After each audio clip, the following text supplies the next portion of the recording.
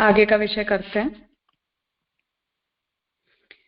अभी तक एक प्रथम अध्याय के 13वां सूत्र लास्ट हमने देखा था, जहां इस विषय की चर्चा हुई कि आनंद जो है वो उसका अर्थ जो है वो विकारवाची आनंदस्य शब्द जो है वो विकारार्थक नहीं है, इस प्रकार का निर्णय अंत में दिया गया। और ये जो दोनों 12वां और 13वां ये जो दोनों सूत्र हैं, इन दोनों ही सूत्रों से एक ही विषय की जो है वो चर्चा की गई है, इसलिए दोनों एक दूसरे के उपकारी हैं, ऐसा कहते हुए 13वां सूत्र हमने पिछले सेशन में समाप्त किया था।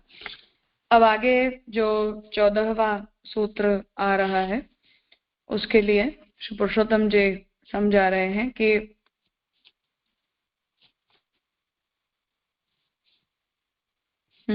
ततः चतुर्थ सूत्रे सत्यं ज्ञानम् इति यो अर्थः उक्तः स एव संपूर्णे प्रपाठके प्रपंच्य गीयते, अतः आनंदमयो ब्रह्मैव इति निर्णीतम्। तो अब चौथे सूत्र में भी सत्यम ज्ञानम, यहाँ जो बात कही गई, जो बात हमने देखी थी, तो 14वें सूत्र से इस बात को कह रहे हैं कि यहाँ भी जो सत्यम ज्ञानम से जो कहा जा रहा है वो ब्रह्म का ही निरूपण है। इसलिए अब जो 14वां सूत्र है वहाँ इस विषय का उपसंहार करते हुए ये बात समझा रहे हैं कि ये जो दोनों ही श्रुति वचन है, सत्यम ज्ञानम अनंतम ब्रह्म और यो वेद निहितम गुहायाम सोष्णोते सर्वान कामन, तो इन दोनों ही मंत्रों से यदि हम अर्थ को संगत करते हैं तो ये जो आनंदमयाधिकरण में जिसकी चर्चा की गई है वो ब्रह्म की ही चर्चा है, ऐसा फलित होता है। तो उसे समझाते हुए भाष्यकार ने ये बात कही कि अभ्यास जो है वो स्तुत्यर्थ होता है, अर्थात किसी भी विषय की उत्तमता को बताने के लिए होता है, परंतु वो एक ही प्रकार से नहीं किया जाता, परंतु अलग अलग पदार्थों के व्यपदेश से अभ्यास किया गया है, जिसके लिए यजन का उदाहरण दिया कि यजति की क्रिया एक है परंतु यजन के पदार्थ भिन्न भिन्न है। इसलिए जो है वो हम जिस प्रकार से किसी विषय को सोच सकते हैं, बस उसी प्रकार से जो है वो ब्रह्म के स्वरूप का वहाँ विचार किया गया है। और हम मनुष्य सहज बुद्धि से जब उसका विचार करते हैं तो हमारी बुद्धि के अनुरूप वहाँ वो हंस रूप से, पुरुष रूप से उसका स्वरूप समझ में आता है। इसलिए उपनिषदों ने भी जब उस आत्मा के स्वरूप को या आत्मा के अंतः प्रविष्ट होने की प्रक्रिया को बताया है, तो मनुष्य सहज जो उसका प्रकार है या पक्षी जैसे घोंसले के अंदर प्रविष्ट होते हैं, उस प्रक्रिया से वहां निरूपण किया गया है। 5 शरीरों का शारीर आत्मा जीव केवल एक है, अन्नमय में तो वह निश्चित ही है, इसलिए वहां यह नहीं कहा गया है कि तस्यैष एव आत्मा। तो 5 शरीर अर्थात अन्नमय से लेके और आनंदमय पर्यंत, ये जो पूरे हमारे शरीर के जो 5 पार्ट्स हैं, उनमें रहने वाली जो आत्मा है वो जीव, वो तो एक ही है। और अन्नमय में वो तो निश्चित ही है, अर्थात अपने देह के अंदर तो हमें आत्मा का बोध होता ही है, इसलिए वहां ये इसी की आत्मा है या ये अन्नमय देह की आत्मा है ऐसा कहने की आवश्यकता नहीं पड़ी है। प्राणमय आदि में अन्नमय में कहे के समान ही अतिदेश किया गया है। अन्नमय में तो स्पष्ट असंशयित अंगुली निर्देश किया गया है।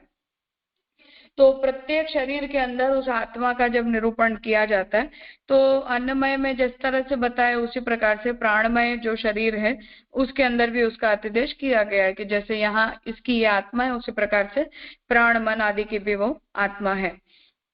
बाद में प्रकारांतर से प्राण का निर्देश किया गया है, अर्थात श्रुति में किस प्रकार से इस आत्मा का निरूपण किया गया है उसकी पूरी प्रक्रिया, उसका जो पूरा फ्लो है वो यहाँ उसे समझाते जा रहे हैं।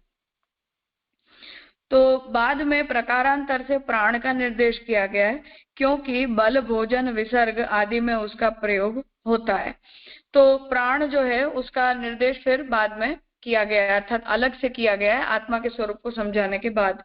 क्योंकि जो प्राण है, जो प्राण वायु है, वो पांचों प्रकार की प्राण वायु के अलग अलग अपने शरीर के अंदर रोल हैं, जिसके कारण उन पांचों प्राण वायुओं की क्रियाओं से हमारे शरीर की कुछ क्रियाओं का संचालन होता है। उसका संचार आकाश और पृथ्वी में परिनिष्ठित है। इस तरह वह लौकिक व्यवहार में बाह्य और आभ्यंतर भेद से दो प्रकार का है। तो यहाँ इस बात को समझा रहे हैं कि वो जो प्राणवायु है उसका संचार आकाश और पृथ्वी में परिनिष्ठित है, मतलब कि वो जो प्राणवायु का जो कार्य है वो पार्थिव पदार्थों में और आकाश में, अर्थात हमारे शरीर की जो स्पेस है उसमें होता है। इस तरह से हमारे जो लौकिक व्यवहार है उसमें बाह्य और आभ्यंतर दोनों ही प्रकार से प्राणवायु कार्य करती है। तो आभ्यंतर भी प्राणवायु के कुछ कार्य होते हैं और बाह्य कार्य भी होते हैं, अर्थात जैसे हम बाहर की वायु लेते हैं, अपने अंदर की वायु को बाहर निकालते हैं, तो वो प्रक्रिया से प्राणवायु का आंतरिक और बाहर दोनों ही प्रकार से संचालन होता रहता है। मनोमय रूप से उसका वेद में व्यवहार होता है। यह कर्म का प्रेरक आदेश है। अथर्ववेदीय आंगिरस सूक्त में इसकी ब्राह्म कर्म के रूप में स्थापना की गई है।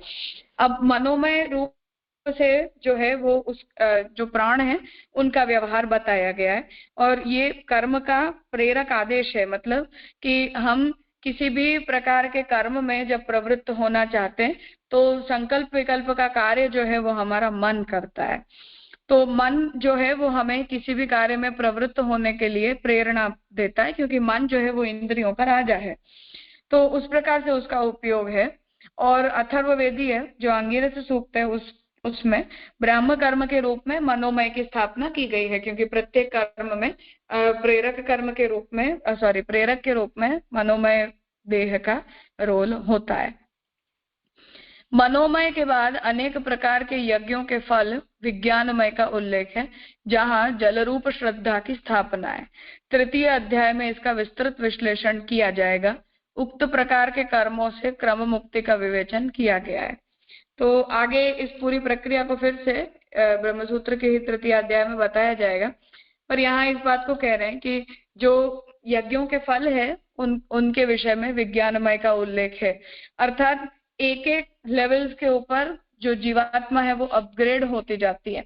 तो जो बात हमने आनंदमय अधिकरण में श्री महाप्रभु जी ने कही कि अक्षर पर्यंत कुछ हमें फल की प्राप्ति होती है, कुछ प्रकार के फलों में जीव आनंदमय तक भी जाता है, अन्यथा केवल विज्ञानमय तक ही सामान्यतया हर प्रकार के कर्म का फल होता है। तो वो बात कही जा रही है कि यज्ञों के द्वारा जो फल प्राप्त होता है उस विषय में विज्ञानमय तक की प्राप्ति का उल्लेख किया गया है। और जलरूप श्रद्धा की जो स्थापना है, इस श्रद्धा तत्व का निरूपण पूरा तीसरे अध्याय में किया जाएगा, तो वहां ये बातें स्पष्ट हो जाएंगी। इसलिए ये जो कर्म है, अर्थात जो शास्त्र विहित कर्म बताए गए जिनके द्वारा विज्ञानमय तक की प्राप्ति होती है, ये सारे क्रम मुक्ति हैं, अर्थात धीरे धीरे जीव सभी फलों को भोगते भोगते हुए फिर अंत में उस विज्ञानमय के अंदर स्थित होता है। रत, प्रिय भाषण और सत्य से तोले गए अनुष्ठीयमान धर्म और योग ही आत्मा के स्वाभाविक धर्म हैं। तो रत शब्द का उपयोग वेद में सत्य के लिए किया जाता है। तो प्रिय भाषण मतलब वेद विहित बातें बोलना, और सत्य से तोले गए, तो सत्य से तोले गए जो धर्म होते हैं जिनका हम अनुष्ठान करते हैं, जिसमें जीव की प्रवृत्ति होती है। और योग का मतलब आत्मा को ब्रह्म के साथ युक्त करना, तो उसी में ये ही दोनों आत्मा के स्वाभाविक धर्म हैं। उसके नीचे महरलोक की गणना है। इस क्रम से प्राप्त देह की सृष्टि के अभाव हो जाने पर भी ब्रह्मवेत्ता को आनंदमय फल की प्राप्ति होती है। तो जो नीचे के लोक हैं वो महरलोक आदि हैं, ऊपर जो है वो विज्ञानमय तक, अर्थात अन्नमय, प्राणमय, मनोमय, विज्ञानमय और आनंदमय। तो ये अपग्रेडेशन है, धीरे धीरे आत्मा जो है वो ऊपर उठते जाती है। तो जो ब्रह्मवेत्ता है उसे भी आनंदमय फल की प्राप्ति होती है, वो अपग्रेड हो होकर होती है। आनंदमय का एक ही स्वरूप है, धर्म भेद से ही उसकी शिरपक्ष आदि विभिन्नताओं का वर्णन किया गया है। तो आनंदमय जो है वो एक ही है, अर्थात ब्रह्म को ही वहां आनंदमय कहा जाता है, जिसका निर्णय आगे दिया गया। तो जो आनंदमय है वो तो एक ही है, परंतु उस आनंदमय पुरुष को समझाया जाता है कि उसकी आंखें हैं या उसके दो हाथ हैं, उसके दो पैर हैं या उसका इस प्रकार का शरीर है। तो उन संज्ञाओं से वो आनंदमय पुरुष को बताया जाता है, परंतु वो तत्व एक है। अलग अलग प्रकार के फल आनंदमय में नहीं होते हैं। उसका मुख्यतः प्रीति विषयक धर्म उसका शिर है, जिस वजह से भक्ति को आनंदमय की प्राप्ति के साधन के रूप में श्री महाप्रभु जी ने कहा। तो प्रीति विषयक धर्म अर्थात प्रेम के द्वारा उस स्वरूप की प्राप्ति होती है। तो ये जो प्रीति विषयक धर्म है वो उसका शिर ही है, अर्थात आनंदमय का शिर है। मोद और प्रमोद ससीम और निस्सीम आनंदातिशय के प्रतीक हैं, तो जिन्हें आगे पंख के रूप में बताया गया। तो मोदः उत्तर पक्ष, प्रमोदः दक्षिण पक्ष, तो उस प्रकार से उपनिषदों ने बताते हैं। ससीम और निस्सीम मतलब आनंद का भी जो है वो, जिसे हम गणितानंद और अगणित आनंद कहते हैं, ऐसे आनंद के दो प्रतीक हैं जिससे हमें वो आनंद पहचान में आता है। साधन रूप होने से आनंद ही उनका स्वरूप है, ब्रह्म उसका पुच्छ स्थानीय है। तो साधन रूप होने से आनंद ही उनका स्वरूप है, अर्थात जिसके द्वारा उसकी प्राप्ति होती है वो आनंद है, और ब्रह्म जो है वो उसका पुच्छ स्थानीय है, जहाँ ब्रह्म पुच्छ में उसकी प्रतिष्ठा, आनंद की प्रतिष्ठा होती है। केवल आनंदत्व के परिहार के लिए सच्चिदंश बोधक दो श्लोक हैं। दो श्लोक महात्म्य ज्ञान के बोधक हैं, जो कि वाणी से गोचर और अगोचर भेद के ज्ञापक हैं। तो केवल आनंदत्व के परिहार के लिए सच्चिदंश बोधक दो श्लोक हैं, अर्थात कोई हमें ये कहे कि जैसे आनंदो ब्रह्मेति व्यजानात, ये आनंद तत्व की परिभाषा है, पर आनंदो ब्रह्मेति व्यजानात इतना पढ़ने से या इतना बोलने से हमें जो है वो आनंद का स्वरूप समझ में तो आता नहीं है। तो आनंद को समझने के लिए हमें सदंश और चिदंश को पढ़ना पड़ता है, या सदंश और चिदंश को समझना पड़ता है, जिससे हमें आनंद तत्व समझ में आता है कि अब इनके कॉन्टेक्स्ट में या इनके करस्पॉन्डिंग इस प्रकार की अनुभूति को या इस प्रकार के तत्व को आनंद कहा जाता है। तो उसके दो श्लोक हैं और वो दोनों महात्म्य के बोधक हैं, अर्थात सदंश के द्वारा और चिदंश के द्वारा हमें आनंद तत्व समझ में आता है। जिस वजह से श्री महाप्रभु जी इस बात को कहते हैं कि जब हम अपने स्वरूप को जानते हैं, अर्थात जगत के स्वरूप को जानते हैं, जब हमें जीवात्मा के स्वरूप का ज्ञान होता है, तब जाकर ही हमें जो है वो ब्रह्म का स्वरूप समझ में आता है। तो वो महात्म्य प्रतिपादक हैं वो दो श्लोक, जिनके द्वारा हमें ब्रह्म का तत्व समझ में आता है। अब ये दोनों जो महात्म्य बोधक जो वाक्य हैं वो वाणी से अगोचर और गोचर भेद के ज्ञापक हैं। तो कुछ बातें हमें वाणी से समझ में आती हैं, कुछ बातें हमें वाणी से समझ में नहीं आती हैं। बाकी सब श्लोक आनंदमय से न्यून अवान्तर आनंद के बोधक हैं, जो कि उसके उत्कर्ष का ज्ञापन करते हैं। तो आनंद की जैसे गणना हम करते हैं, तो मनुष्य के आनंद से लेके ब्रह्म के आनंद पर्यंत यदि उसकी गणना की जाए क्रमशः, तो क्रमशः उसकी गणना करने से निचले जितने भी पदार्थ होते हैं उनके करस्पॉन्डिंग हमें उनसे बढ़कर ब्रह्म के आनंद का ज्ञान प्राप्त होता है। इसलिए जो अन्य है, जो गोचर है आनंद, वो सारे गोचर आनंद के प्रकार ब्रह्म के स्वरूप का बोध करवाने वाले अवान्तर आनंद के बोधक हैं, जिससे हमें ब्राह्मिक आनंद की उत्तमता का कॉन्टेक्चुअली कंपैरेटिवली नॉलेज होता है। इस प्रकार संपूर्ण प्रपाठक मांत्र वर्णिक है। तो मांत्र वर्णिक को महाप्रभु जी ने पहले समझाया था कि इस तरह से यहाँ जो भाष्यकार जो हैं उन्होंने पूरे प्रपाठक की, अर्थात ये जो पूरा आनंदमय के डिस्क्रिप्शन का जो चैप्टर है उसकी ये पूरी समरी दी कि इस प्रकार से आनंद का निरूपण वहां किया गया है। प्रपाठक में मुख्य उपपत्ति के रूप में विद्यमान होने से सिद्ध होता है कि आनंदमय परमात्मा ही है।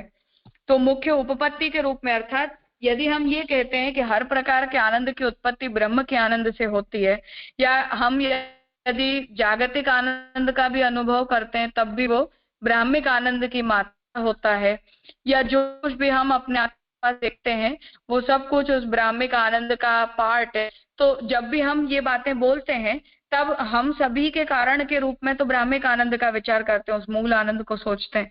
तो उससे ये बात सिद्ध होती है कि जिस आनंदमय को यहाँ सर्वोत्तम, सर्वश्रेष्ठ, अगोचर बताया गया है, या प्रीति विषयक धर्म से जिसकी प्राप्ति बताई गई है, वो आनंदमय परमात्मा है।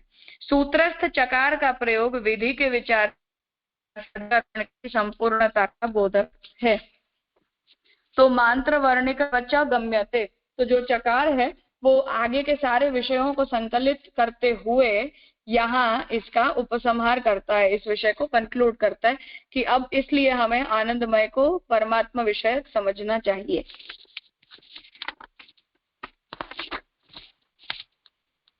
इस विषय में यदि कुछ पूछना है तो पूछना।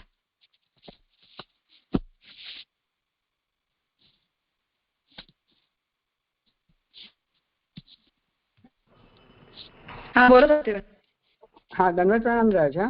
राजा यहाँ पे जो 7th लाइन है उसमें ऐसे कहो है कि उसका मुख्यतः प्रीति विषयक धर्म उसका सिर ही है, तो वो जो प्रीति विषयक धर्म उसका यानी ब्रह्म का सिर ही है, और आनंद की बात जो हो रही है, और उसके बाद एक सेंटेंस छोड़ के दूसरे सेंटेंस में ब्रह्म उसका पुच्छ स्थानीय है। तो ये दोनों विरोधा मतलब समझ में नहीं आ रहे है।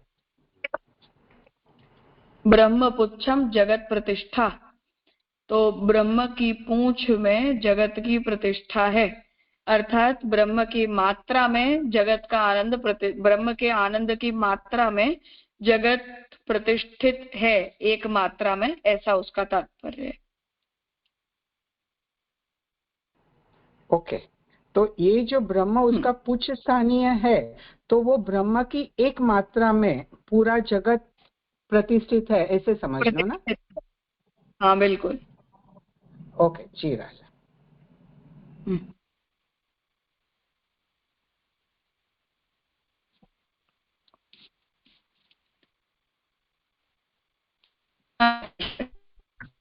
हाँ राजा धन्यवाद। राजा 2 क्वेश्चन थे। एक तो पहला जो हमने ये शुरू किया ना, रुत प्रिय भाषण और सत्य से तुलित तोले गए अनुष्ठीयमान धर्म और योग आत्मा के स्वाभाविक धर्म है। तो हम जो मतलब जनरली हम जो देखते हैं आत्मा धर्म और देह धर्म, योग में तो आपसे ने ऐसे आज्ञा की कि ठाकुर जी के साथ जुड़ना, मतलब वो योग आपसे ने आज्ञा की। तो योग के साथ ये धर्म भी आत्मा के स्वाभाविक धर्म कैसे हुए? ये नहीं तो ये पंचकोश गिन के बात है या वो थोड़ा एक मालूम नहीं। स्वाभाविक धर्म का मतलब है कि आत्मा में प्रगतिशील होती है, या आत्मा को जिससे उत्तम फल की प्राप्ति होगी, वो उस कॉन्टेक्स्ट में ये बात कही गई है कि इनके द्वारा जीवात्मा की उन्नति होती है। अच्छा, मतलब उन्नति का प्रकार, मतलब उसका अपग्रेडेशन के रेफरेंस में ही अभी गिन रहे।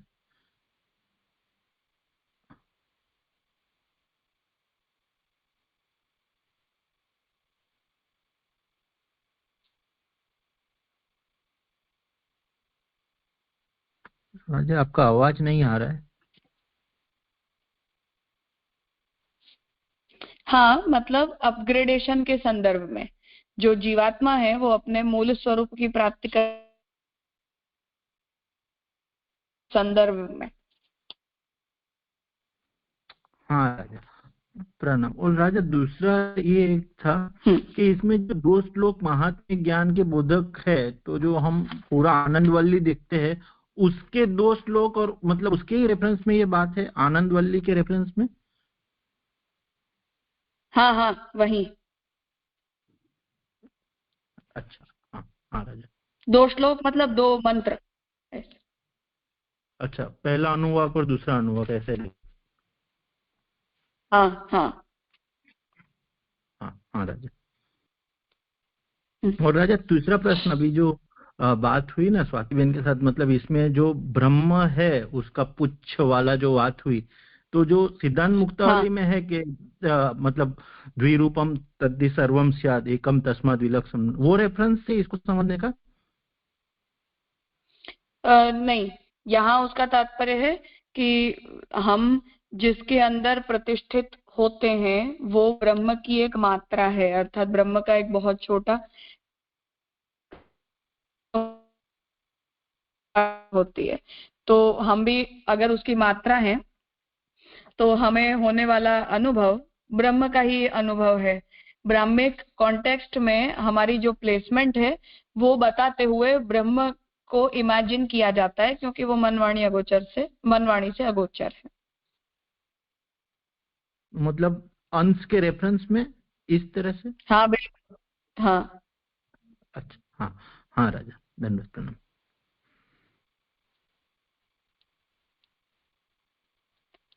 हाँ भानुबेन। हाँ राजा प्रणाम। મને જરા પહેલી લાઈન સમજવી છે કે ऋत અને सत्य, तो इनकी परिभाषा क्या होती है? मेरे को अच्छी तरह समझ में नहीं आई बात कि ऋत एते प्रिय के सत्य एते प्रिय, ये थोड़ा समझना है। प्रणाम राजा। रत का मतलब होता है सत्यनिष्ठ होना। रत और सत्य, सत्ता, एग्जिस्टेंस, होना, ये दोनों यद्यपि समानार्थी ही शब्द हैं, इनमें कोई बहुत ज्यादा डिफरेंस नहीं है, परंतु रत से जनरली इन नॉर्मली रत का तात्पर्य होता है सत्ता का सर्वश्रेष्ठ प्रकार। तो ब्राह्मिकी सत्ता को रत शब्द से बोला जाता है। ब्रह्म का होना, ब्रह्म का ही समानार्थी शब्द के रूप में भी रत शब्द का प्रयोग होता है। ये वेदस्तुति के प्रवचन में श्याम काका जी ने उसका बहुत डिटेल में निरूपण किया था। श्रद्धा देवी प्रथम जा, उस मंत्र को भी बता। वहां से गड़बड़ है मेरी, मैं वहां भी ऋत और सत्य को समझ न पाई अच्छी तरह से, करके आज आया प्रसंग तो मैं पूछ लूं कि ऋत और सत्य ऐसे हाँ। एक समानवाची शब्द लगता है, फिर भी कुछ है डिफरेंस, तो क्या है? हमारी सत्ता या हमारा सत्य सत्य कहा जाता है, और जो शाश्वत है, जो हर प्रकार के सत्ता की या सत्य की, एग्जिस्टेंस की जो ओरिजिन है, वो ब्राह्मिक सत्ता को ऋत कहा जाता है। तो अलग हुआ ना, दो थोड़ा भेद तो है थोड़ा। हाँ, अलग हुआ। हाँ, मतलब वो कार्य कारण वाला भेद है जी। हाँ। और कुछ इसमें स्पष्ट करना है? कुछ हो गया, इतना है ना? हाँ, इतना ही है बस। कारण रूप जो है वो ब्रह्म का रत कहा जाता है, और उसका अंश जो हमारे अंदर आता है वो सत्य कहलाता है। जी जी, बस अब हुआ। हाँ राजा। हाँ प्रणाम।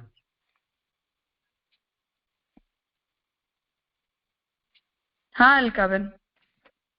हाँ हाँ राजा, दंडवत प्रणाम। आपने जो लास्ट में बोला ना कि आनंद, जो आनंद है वो परमात्मा का विषय बनता है, वो समझ में नहीं आया। नहीं, आनंद परमात्मा का विषय बनता है ऐसा नहीं। हमें जो आनंद प्राप्त करना है, या जिस आनंद की यहाँ आनंदमय अधिकरण में चर्चा की जा रही है, वो परमात्मा विषयक आनंद है, ऐसा कहना चाह रहे हैं। जी राजा, अब हुआ। हाँ, दंडवत प्रणाम राजा। हाँ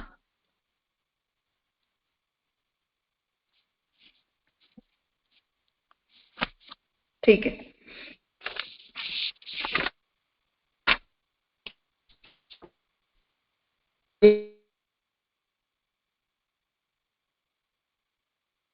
निश्चित रूप से निर्णय करने के लिए पुनः 4 सूत्रों से प्रस्तुत करते हैं। अब यह भावना व्यक्त की जाती है कि जीव ही आनंदमय हो सकता है, क्योंकि प्रसंग में जो फल का उल्लेख है वह पुरुषार्थ रूप से है। ब्रह्मवेत्ता ही आनंदमय होता है। स्वर्ग आदि सुख की तरह आनंदमय भी जीव को प्राप्त अलौकिक फल ही है। इसका उत्तर देते हैं। तो अब यहाँ ये बात कह रहे हैं कि निषेध की दृष्टि से अब जो विधिमुख से ये बात कही गई कि हमें परमात्मा को भी आनंदमय समझना चाहिए, तो उस उसी को काउंटर करते हुए अब ये कह रहे हैं कि जीव ही आनंदमय हो सकता है, क्योंकि यहाँ जीवात्मा को प्राप्त होने वाले जिस फल का उल्लेख किया गया है वो पुरुषार्थ रूप से है, अर्थात हम ये करेंगे तब हम इस आनंदमय को प्राप्त करेंगे। तो यदि हम उस आनंदमय को प्राप्त करेंगे तो उसका मतलब शंकराचार्य जी वाली बात पुनः कि जीवात्मा जो है वो ब्रह्म ही होता है, जीवात्मा ब्रह्म से भिन्न होता नहीं है। इट इज जस्ट कि हम अपने आप को पहचान नहीं पाते हैं। तो जो बात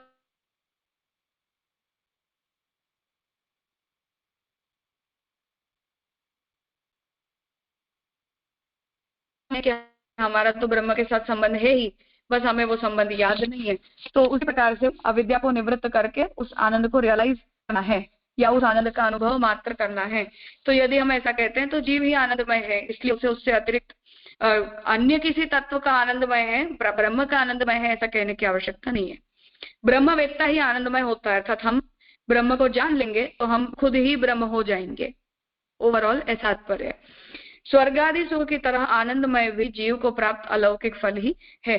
तो स्वर्गादि फल जैसे हैं उसी प्रकार से आनंदमय की भी प्राप्ति हमें अलौकिक फल के रूप में होती है। अब उसका उत्तर आगे के सूत्र से देते हैं। पुरुषोत्तम जी को देख लें तो ततः चतुर्थ सूत्रे ततः पुनः अग्रिमया चतुः सूत्रायाम अयमेव अर्थो निषेध मुखेन निर्णीयते। अब आगे फिर से 4 सूत्रों के द्वारा निषेध मुख से यही निर्णय पर आएंगे कि परमात्मा ही आनंदमय होते हैं। तत्र प्रथमेन जीवस्य आनंदमयत्व निराक्रियते। अब इसमें सबसे पहले जीव ही आनंदमय है इसका निराकरण करते हैं। जीवे, उसका तर्क क्या है, क्यों नहीं जीव आनंदमय होता? तो जीवे निरंकुश जगत कर्तृत्वादि रूपस्य महात्म्यस्य अनुपपद्यमानत्वात्। तो जीव के आनंदमयता का निराकरण करते हुए कहते हैं कि उसका निराकरण इसलिए होता है क्योंकि जीव जो है उसमें निरंकुश जगत कर्तृत्वादि रूप महात्म्य उपपन्न नहीं होता है। तो हम जो है वो जगत को उत्पन्न करने में सक्षम नहीं है, हम स्वतंत्र नहीं है, जीव परतंत्र है, इसलिए जीव आनंदमय नहीं हो सकता। ऐसा आगे के 4 सूत्रों से समझाएंगे। इसमें सबसे पहला नेतरो अनुपपत्ते है, न इतरो अनुपपत्ते है, इसे कह रहे हैं। ब्रह्म से भिन्न जीव आनंदमय नहीं हो सकता।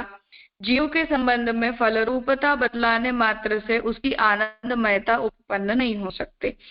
तो ब्रह्म से अतिरिक्त जो जीव है उससे हम आनंदमय नहीं कह सकते। क्यों नहीं कह सकते? तो कहते हैं कि जीव को जो फल प्राप्त होता है वो आनंदमय का होता है, या फल की अवस्था में जीव उस ब्राह्मिक आनंद का अनुभव करता है, परंतु इतना मात्र से जीव ही आनंदमय है ऐसा कह सकते हैं। जीव की आनंदमयता मानने से परमात्मा की जो स्वतंत्र रूप से जगत सृष्टि संबंधी अलौकिकता बतलाई गई है वह जीव में कैसे उपपन्न हो सकेगी?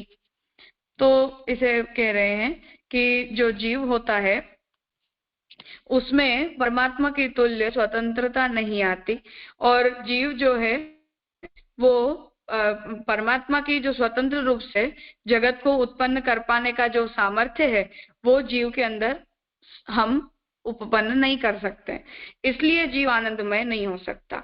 इसलिए हमें जीव को आनंदमय नहीं कहना चाहिए, क्योंकि उस प्रकार की स्वतंत्रता हमारे अंदर नहीं है।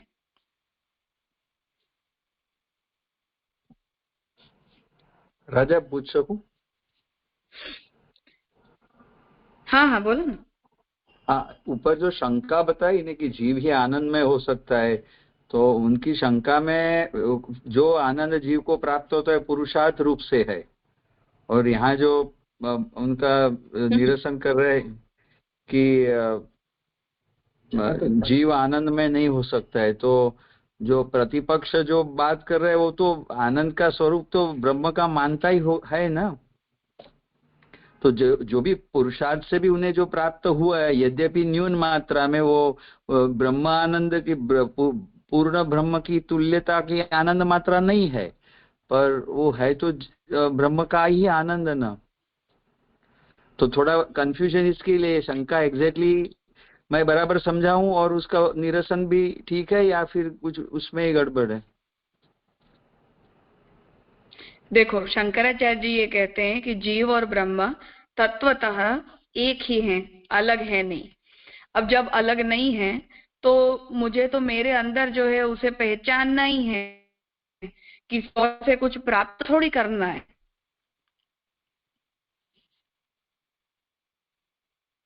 जी हाँ।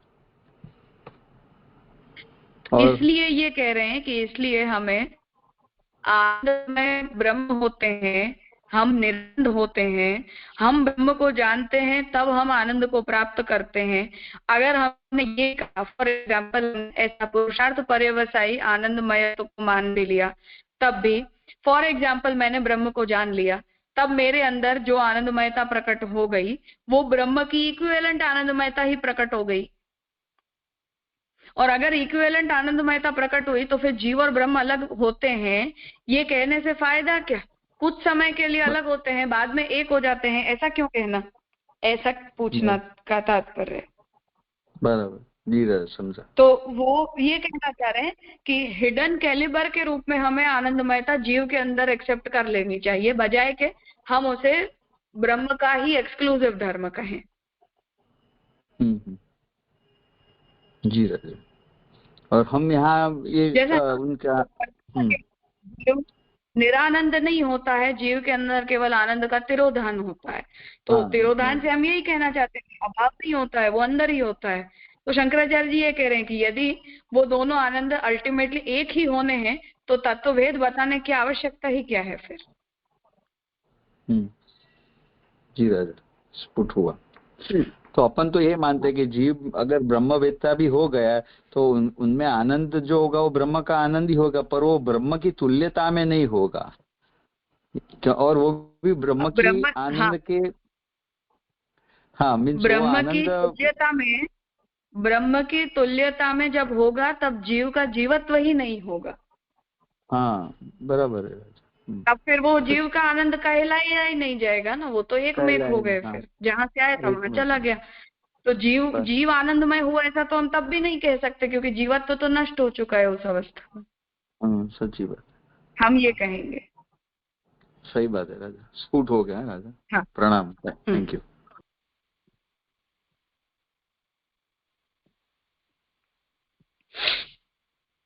अब आगे इसी बात को कंटिन्यू कर रहे हैं। पुरुषोत्तम जी कहते हैं वो देख लो। द्वितीये च आनंदी भवति इत्यादिना जीवस्य आनंदनीयत्वम् उच्यते न तु आनंदत्वम्। अतः भेद व्यपदेशात् अपि जीवस्य न आनंदमयत्वम् इति उक्तम्। अब जो ये दूसरा सूत्र आ रहा है भेद व्यपदेशाच्च, तो इससे कह रहे हैं कि आनंदी भवति इत्यादिना जीवस्य आनंदनीयत्वम् उच्यते। तो जो जीव है वो ब्रह्म को जानकर आनंदी होता है, ऐसा जब श्रुति कह रही है तब भी जीव आनंद का अनुभव करता है ऐसा कहा जा रहा है, खुद आनंद रूप हो जाता है ऐसा नहीं कहा जा रहा है। इसलिए भेद का व्यपदेश करते हुए भी, अर्थात ब्रह्म और जीव इन दोनों के बीच के भेद का व्यपदेश करते हुए भी ये बात सिद्ध होती है कि जीव आनंदमय नहीं होता। अब उसे 16वें सूत्र से समझा रहे हैं। इसलिए भी जीव आनंदमय नहीं हो सकता कि रसम येवायम लब्ध्वा आनंदी भवेत, ये जो श्रुति वचन है इत्यादि में उसे स्पष्ट रूप से आनंदमय से भिन्न बतलाया गया है। तो खुद आनंदमय हो जाना और आनंद का अनुभव करना ये दोनों अलग अलग बातें हैं। तो यहाँ ये कह रहे हैं कि रसगु येवायम लब्ध्वा आनंदी भवेत, ये जो श्रुति वचन है वहां भी जीव को आनंदमय से अलग ही बताया गया है। जीव को आनंदी कहा गया है जिसका तात्पर्य होता है कि यह आनंद है जिसमें वह आनंदी, यह आनंदमय ही जीव को आनंदित करता है, इसलिए जीव को आनंदी कहा गया है। तो जो आनंदमय है वो जीव को आनंदित करता है, परंतु वो आनंदमय जीव का नहीं है परंतु ब्रह्म का है। तो ब्रह्म का आनंदमय हमें आनंदित करता है, ऐसा वहां श्रुति का तात्पर्य है। सूत्रस्थ चकार का अर्थ है कि दो सूत्रों से जीव की आनंदमयता का निश्लेष बतला गया। तो भेद व्यपदेशात च, तो 15वें सूत्र से 16वां सूत्र कंटिन्यूएशन में आ रहा है, इसलिए यहाँ चकार का प्रयोग करते हुए ये बात कही गई है कि जीव की जो आनंदमयता का है उसका वहां निषेध बताया गया है। इसलिए जो जीव है वो आनंदमय नहीं होता, परंतु जीव उस उत्तम अवस्था में ब्रह्म के आनंदमय का अनुभव करता है, इसलिए उसे रस की प्राप्ति वहां होती है, ऐसा कहा गया है। कुछ पूछना है? हाँ राजा, एक प्रश्न ऐसा था कि ये जो आया तो ये तो शुद्ध भक्ति मार्गीय मुक्ति हुई ना, अनुभव करने वाला, मतलब अगर जो मर्ज हो रहा है वो तो जीव भी हाँ ब्रह्म के रेफरेंस में आनंद में ही हो जाता है ना।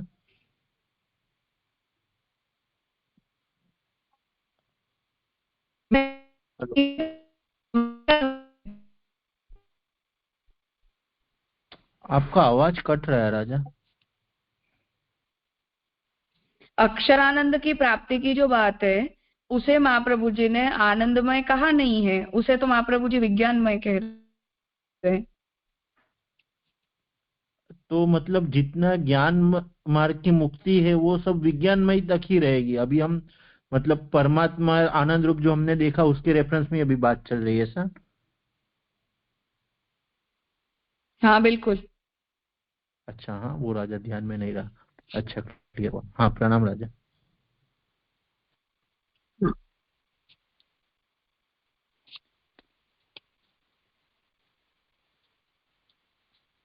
हाँ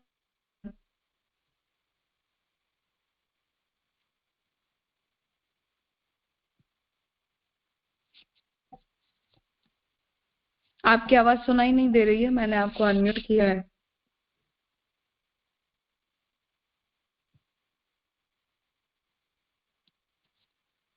ठीक है, अब आगे। राजा ततः पुरुषोत्तम जी कहते हैं, हाँ बोलो। हाँ राजा, ये 16 सूत्र में तो कंक्लूड कियो ना, 14th और 15th। नहीं अभी दो सूत्र और हैं, पर यहाँ पे जो लास्ट हाँ वो दोनों नहीं, 15 कंक्लूड नहीं किया है, अभी दो सूत्र और आ रहे हैं इसी विषय में। ओके राजा। हाँ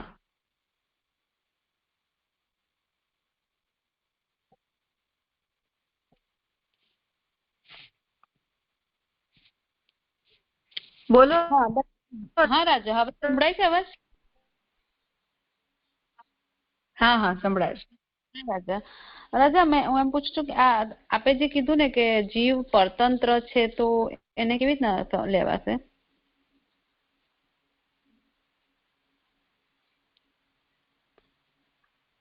परतंत्र का मतलब है कि हम ब्रह्म के ऊपर डिपेंडेंट हैं, हम स्वतंत्र नहीं हैं किसी भी विषय में। तो हम जो आनंद की अनुभूति करते हैं वो भी उधारी के आनंद का अनुभव करते हैं, अपने आनंद का अनुभव तो करते नहीं है। तो हम ब्रह्म से उस आनंद को लेते हैं। जी जी राजा, समझे। दंडवत प्रणाम।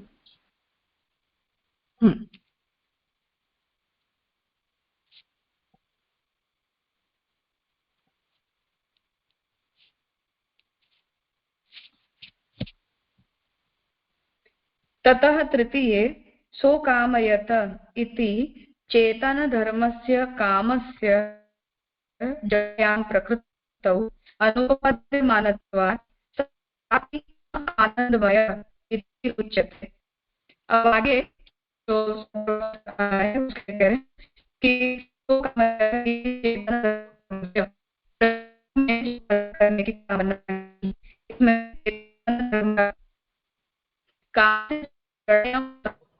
राजा सॉरी, आपकी आवाज बहुत कट रही है राजा।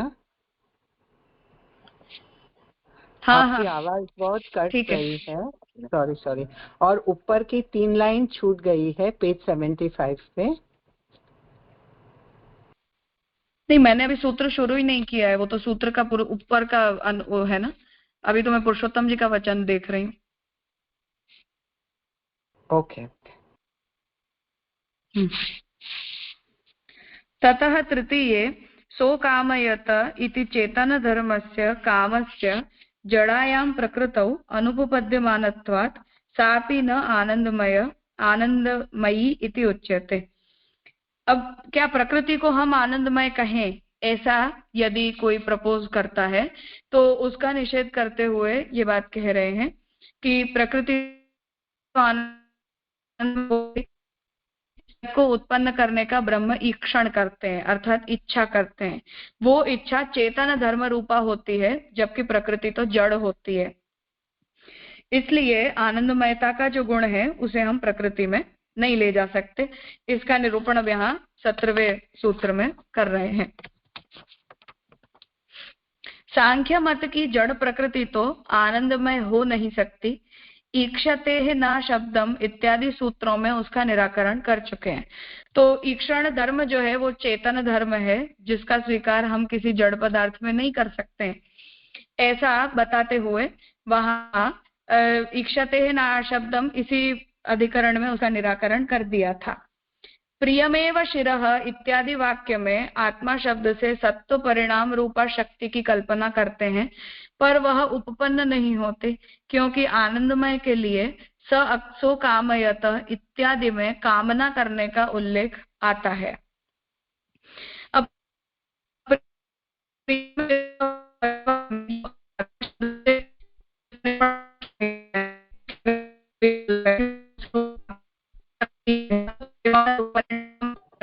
राजा अगेन आवाज नहीं आ रही है बराबर। पास इसका कोई और सॉल्यूशन नहीं है। अब यहाँ नेटवर्क इश्यूज चल रहे हैं जो सॉल्व भी नहीं हो पा रहे। सो जैसा भी है लेट अस कंटिन्यू। हाँ, तो सो कामयत इत्यादि में कामना करने का उल्लेख आता है। कामना करना चेतन धर्म है, कामना करने वाला आनंदमय चेतन ही है। तो अब यहाँ इस बात को समझा रहे हैं कि प्रियमेव शिरः, वहां परिणाम रूपा शक्ति का निरूपण किया जा रहा है। अब परिणाम रूपा जो शक्ति है उसकी यदि हम कल्पना करते हैं तो जिससे सत्व परिणामित होता है वो प्रकृति शक्ति होती है। अब यदि प्रकृति शक्ति का उस रूप में स्वीकार किया जाए कि प्रकृति के लिए यहाँ आनंदमय का विचार हम करें, तो कह रहे हैं कि वो नहीं कर सकते, क्योंकि ब्रह्म ने जगत को उत्पन्न करने के लिए कामना की, ऐसा जो निरूपण आता है तो वहां कामना वही कर सकता है जो चेतन हो। जड़ पदार्थ में कामना का धर्म नहीं आता है। इसलिए कामना करना चेतन धर्म है, इसलिए कामना करने वाला आनंदमय चेतन हो सकता है, वो जड़ प्रकृति नहीं हो सकती, ऐसा यहाँ कह रहे हैं। जड़ प्रकृति कैसे आनंदमय हो सकती है? चकार का प्रयोग बतलाता है कि स तपो तप्यत इत्यादि निर्देश भी आनंदमय की चैतन्यता के ज्ञापक हैं। तो कामात च न अनुमानापेक्षा, यहाँ जो चकार है उससे भी ये बात कह रहे हैं कि श्रुति भी इस बात को कहती है कि ब्रह्म ने जब जगत को उत्पन्न करने की कामना की तो फिर तप के द्वारा अपनी अंतर्निहित शक्तियों को जगाया। तो उससे भी ये निर्देश होता है कि जो भी तत्व को आनंदमय कहा जा रहा है वो चैतन्य धर्म वाला तो है ही। इसलिए जब वो कामना ब्रह्म ने की ऐसा निरूपण आता है जिससे प्रकृति का निषेध हो ही जाता है, तो प्रकृति रूपी तत्व में आनंदमयता का अनुमान करने की कोई आवश्यकता बचती ही नहीं है, ऐसा यहाँ तर्क देते हैं। अतः सत्व परिणाम रूपा शक्ति के विषय में जो अनुमान किया गया वह सो कामयत इत्यादि वाक्य के समक्ष अर्थबोधक रूप से नहीं ठहर पाता। इसलिए यहाँ ये कह रहे हैं कि ये जो सत्व परिणाम रूपा शक्ति के विषय में जो भी अनुमान किया गया है प्रकृति विषयक, कि हम प्रकृति को आनंदमय माने, इसका निराकरण सो कामयत इस श्रुति वचन से ही हो जाता है, जो श्रुति वचन प्रकृति तत्व का निषेध कर देती है, क्योंकि जगत ईक्षण रूपी धर्म में वो किसी चेतन तत्व का ही विचार करती है, जड़ पदार्थ का नहीं।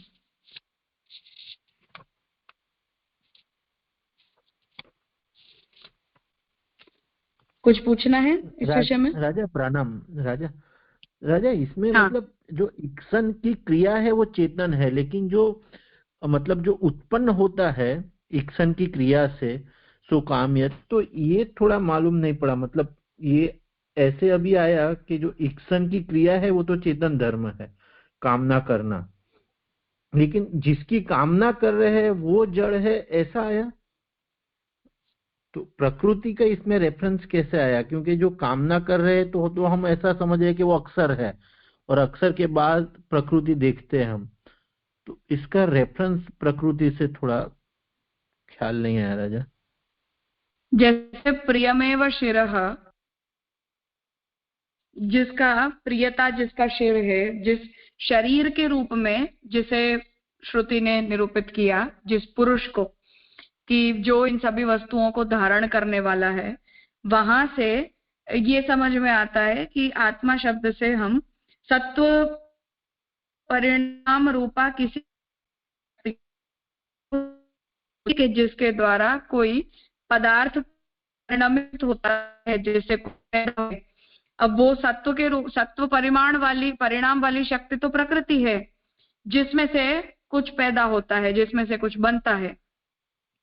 तो यदि वो परिणाम रूपा शक्ति है तो क्या वही आनंदमय है? ऐसा यदि कहते हैं तो उसका यहाँ निराकरण किया गया। अच्छा, मतलब जो परिणाम होती है, मतलब कारण रूप, कार्य रूप से जो शक्ति उत्पन्न होती है उसकी बात है।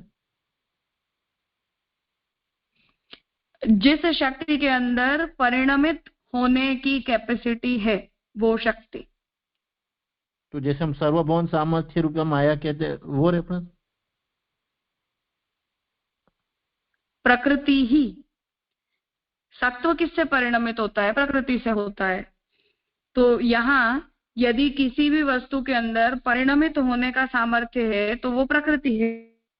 अब प्रकृति में यदि परिणमित होने का सामर्थ्य है तो क्या ये जो प्रियमेव शिरः वाला श्रुति वचन जो एक एक अंग के अंदर इन तत्वों को बताए जा रहा है, उन्हें धारण करने वाली किसी शक्ति का निरूपण कर रहा है, क्या श्रुति का ये तात्पर्य है कि इन सभी को धारण करने वाली शक्ति प्रकृति ही आनंदमय है? ऐसा पूछ रहे हैं। अच्छा, हाँ, क्लियर हुआ रहा है। हाँ, प्रणाम राजा। हाँ,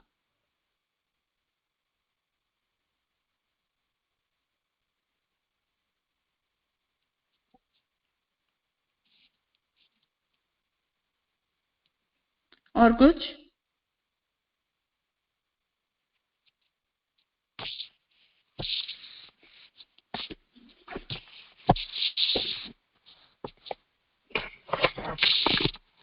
ठीक है, तो अब आगे का जो सूत्र है उसके लिए श्री पुरुषोत्तम जी कहते हैं कि ततः चतुर्थे अस्य जीवस्य आनंदमय ब्रह्मणि योगम उपसंक्रम रूपम फलत्वेन कथयति श्रुति।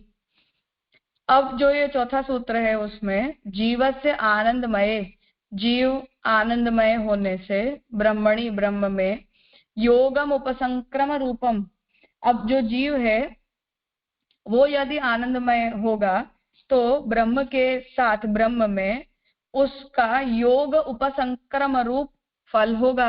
अर्थात जीव जब ब्रह्म के साथ युक्त होगा तो ब्रह्म के धर्मों को वो धारण करने वाला बनेगा। ऐसा श्रुति निरूपण करती है कि जब वो जीव का ब्रह्म के साथ योग होता है, ब्रह्म के साथ वो जब जीव युक्त होता है, तब उसके अंदर ब्राह्मिक गुण धर्मों का उपसंक्रमण होता है। अर्थात जीव के अंदर ब्राह्मिक धर्म आते हैं और एग्जीक्यूट करने का भी जीव में सामर्थ्य आता है। तेन जीवापेक्षया उत्कृष्ट एव आनंदमयो न तो जीवाद अपकृष्टः। तो इससे क्या सिद्ध होता है कि जीव की अपेक्षा आनंदमय उत्तम तत्व है, कि जिसके प्राप्त करने पर जीव के अंदर कुछ एक्स्ट्रा सामर्थ्य प्रकट होती है, जीव के अंदर कुछ विशेष धर्म प्रकट होते हैं या विशेष सामर्थ्य प्रकट होती है। इसलिए जीव से अपकृष्ट या जीव के समान वाली शक्ति को जो है वो आनंदमय नहीं कहा जा रहा है। तस्मात् आनंदमयो ब्रह्मैव इति निरूपितम, इसलिए आनंदमय तो ब्रह्म ही होता है, ऐसा निरूपण यहाँ किया गया। अब इस पूरे अधिकरण का उपसंहार भी चतुर सूत्र से ही होता है, तो उसे पुरुषोत्तम जी संकलित कर रहे हैं कि एवं चतुः सूत्रयाम जीव जड़ निषेध मुखेन आनंदमयो विचारितः। तो ओवरऑल पूरे आनंदमय अधिकरण में क्या डिस्कस हुआ, तो जीव जड़ का निषेध करते हुए आनंदमय का विचार किया गया।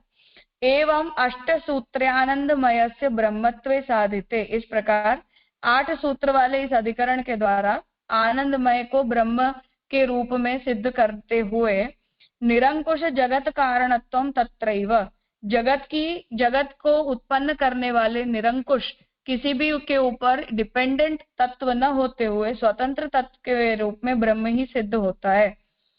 तत्रैव पर्यवसति अर्थात ब्रह्मैव पर्यवसति इति आनंदेपि लक्षण समन्वयात्, इस प्रकार आनंद में भी ब्रह्म का ही लक्षण समन्वित होता है। तत्र अव्याप्ति ही परिरता, इसलिए आनंदमय का लक्षण न तो प्रकृति में जाता है न जीव में जाता है, ऐसा उसका परिहार करते हुए अव्याप्ति का निराकरण किया। जीव जड़योः निवारणात् अतिव्याप्तिश्च, और जीव और जड़ के अंदर ये धर्म तो हो ही नहीं सकते, इसलिए एक्सक्लूसिवली ब्रह्म में होते हैं, इसलिए ब्रह्म ही आनंदमय होता है, ये परिभाषा ब्रह्म के अंदर ही सिद्ध होती है। एवं अधिकरण चतुष्टयेन सच्चिदानंदेषु लक्षण समन्वयात् असंभवोपि अर्थात एव परिरतः, इस प्रकार ये जो अधिकरण है उसके चारों अंगों से सच्चिदानंद ब्रह्म में ही लक्षण का समन्वय हो जाता है, इसलिए असंभव जो दोष होता है कि किसी तत्व के अंदर जिसका हम विवेचन कर रहे हैं उस वस्तु के अंदर वो लक्षण जाता ही नहीं है, ऐसे असंभव दोष का भी परिहार किया। तेन जन्माद्यधिकरणस्य शेषभूतम अधिकरणत्रयम् इति शेषी भावः संगति, इसलिए जो जन्माद्यधिकरण से जो बात चली थी उसके शेषभूत आनंदमय अधिकरण है। आनंदमय आदि अभी तक जो 3 अधिकरण आए जन्माद्यधिकरण के बाद, तो समन्वयाधिकरण आया, उसके बाद दूसरा अधिकरण आया और उसके बाद ये तीसरा आनंदमय अधिकरण आया। तो ये तीनों ही जो अधिकरण हैं वो जन्माद्य अधिकरण के शेषभूत हैं, अर्थात उसके ही अर्थ को फुलफिल करने वाले हैं, इसलिए जन्माद्य अधिकरण के साथ इन तीनों ही सूत्रों का शेषी भाव संबंध सिद्ध हुआ, ऐसा यहाँ पुरुषोत्तम जी समझा रहे हैं। अब जो ये चौथा सूत्र है उसे हम कल करेंगे, आज यहाँ रखते हैं।